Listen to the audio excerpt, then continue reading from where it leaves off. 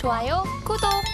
이어서 원픽 종목으로 바로 넘어가 보겠습니다. 섹터는 이제 반도체 쪽에서 가지고 오셨고 이제 반도체 이야기 앞서서 해주셨는데 그 안에서도 많은 분들이 또 관심을 가지지 한미 반도체를 가지고 오셨습니다. 사실 최근에 하락세를 보이긴 했는데 자 그때가 매수의 기회였을까 이런 생각도 들기도 합니다. 다시 또 공급 대학 이슈가 나오면서 다시 또 강세 흐름이 나타나고 있는데 저희 어떻게 이 종목 진단해 볼까요?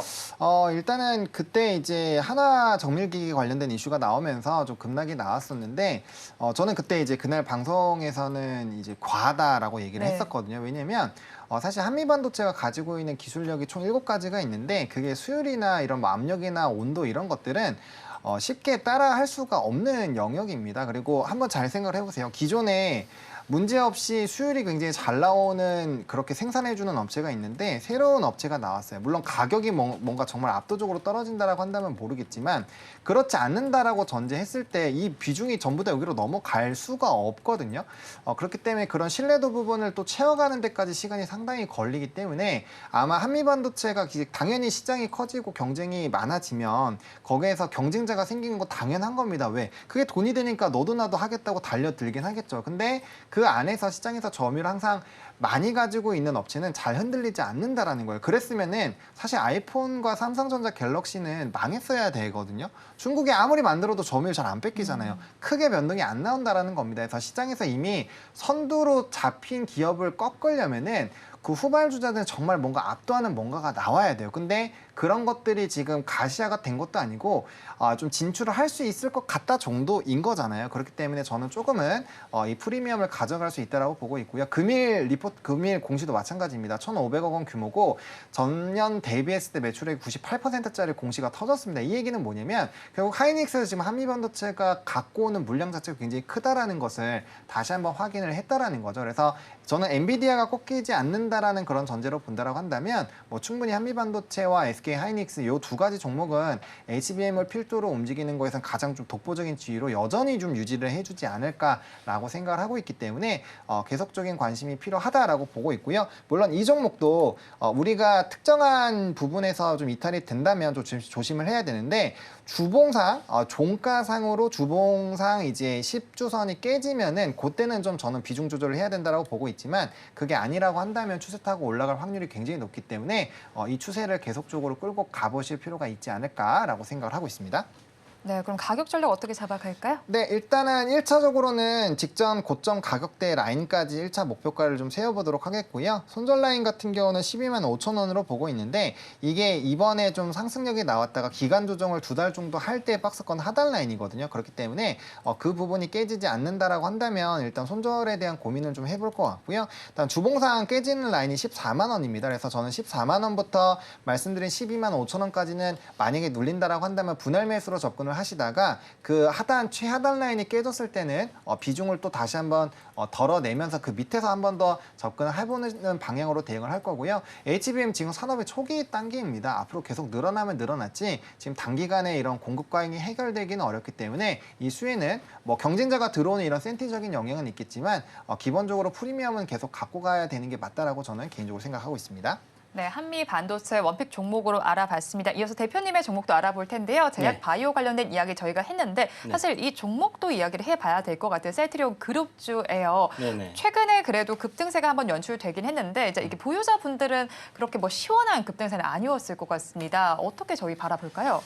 네, 셀트리온 같은 경우 이제 최근에 그 바이오시밀러 관련해서 뭐 새롭게 또 미국에서 승인을 받고 진출한 그런 부분들이 아마 2분기부터 해서 실적에 반영이 되는 그런 흐름들이 나올 거고요. 여기에 이제 셀트리온 제약 같은 부분이 수혜를 입는다 이렇게 보시면 될 것 같습니다. 역대 최대 매출 달성하고 있는 그런 상황이고 사실 그 기존에 셀트리온 헬스케어와 셀트리온 그다음에 셀트리온 제약 이렇게 놓고 봤을 때 셀트리온과의 합병 이슈가 있었다가 주총 때 급하지 않다라는 얘기가 나오면서 주가가 이제 좀 빠졌던 부분이거든요.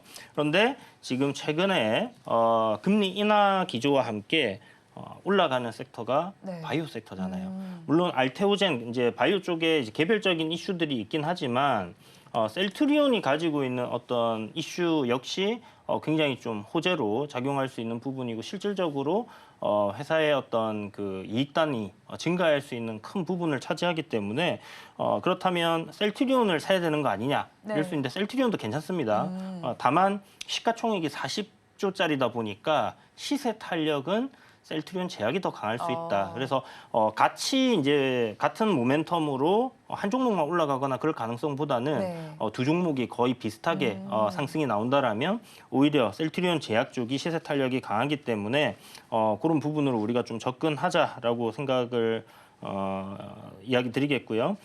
바이오 시밀러 사업 부분 뭐 실적 전년 동기 대비해서 15% 증가했습니다. 이번에 이제 그 우리나라에서 사실 돈을 벌면서 이 사업을 하고 있는 바이오 쪽은 셀트리온, 그다음에 삼성 바이오로직스, 그다음에 이제 알테오젠이 될 가능성이 있다. 이렇게 이제 보시면 되거든요. 그래서 이런 부분에서 좀 안정적으로 우리가 이 제약 바이오 섹터의 상승을 한번 좀 누려보고 싶은데 워낙 사실 제약 바이오 어렵기도 하고 네.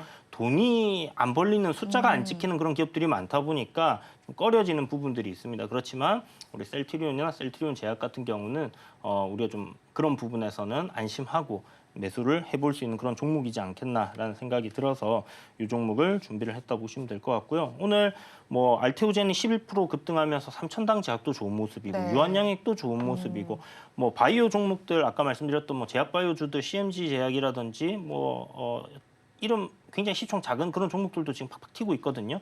그래서 미국에서도 바이오 섹터의 흐름이 굉장히 긍정적으로 나오고 있는 상황이기 때문에 금리 인하 쭉 이어간다라면 하반기에는 저는 제약 바이오 섹터 우리 주목해 볼 만한데 그중에서 셀트리온 제약을 한번 공략해 보면 좋겠다. 이렇게 정리를 하고요. 매수가는 종가입니다. 역시. 네. 네. 그리고 목표가는 일단 뭐 단기적으로 저항 자리가 있어요. 10만 6천 원 정도 보시면 좋을 것 같고요. 요게 대략적으로 한 15%, 10에서 한 15% 정도의 수익을 업사이드로 보신다 생각하시면 되고 그 이상도 가능할 거라고 생각하는데 일단 한 그 정도 그리고 손절은 한 5% 내에서 끊어낸다 생각하시고 88,900원 정도 잡으시면 손익비 맞는 접근이 되지 않겠나 이렇게 보고 있습니다.